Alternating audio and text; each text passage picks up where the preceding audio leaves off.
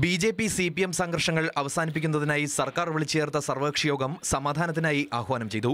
എല്ലാവർക്കും സംഘടനാ സ്വാതന്ത്ര്യം ഉറപ്പാക്കുമെന്ന് യോഗത്തിൽ മുഖ്യമന്ത്രി ഉറപ്പു നൽകി.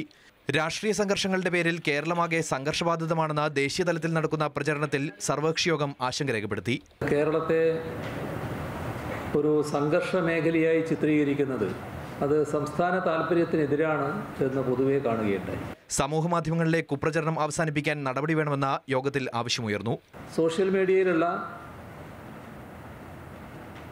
അധിക്ഷേപങ്ങളും പ്രകോപനപരമായ പോസ്റ്റുകളും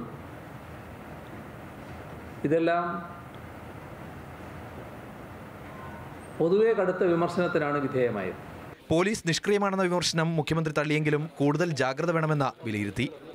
ഇവിടെ സ്വന്തം ആളുകൾക്ക് വേണ്ടി ഒരു നിയമവും മറ്റുള്ളവർക്ക് വേറൊരു നിയമവും എന്ന നിലയിൽ സർക്കാരോ പോലീസോ പ്രവർത്തിച്ചാൽ അക്രമം തടയാൻ കഴിയില്ല.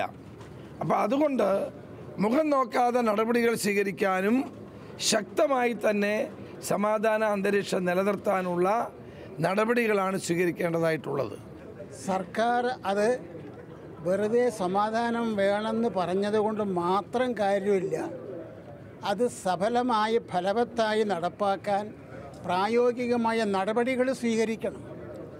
അതിന് ഏറ്റവും ആവശ്യമായിട്ടുള്ളത് എല്ലാവരും ചൂണ്ടിക്കാണിച്ചിട്ടുള്ളത് പോലീസിൻ്റെ പ്രവർത്തനത്തിലുള്ള പോരായ്മകൾ, വീഴ്ചകൾ.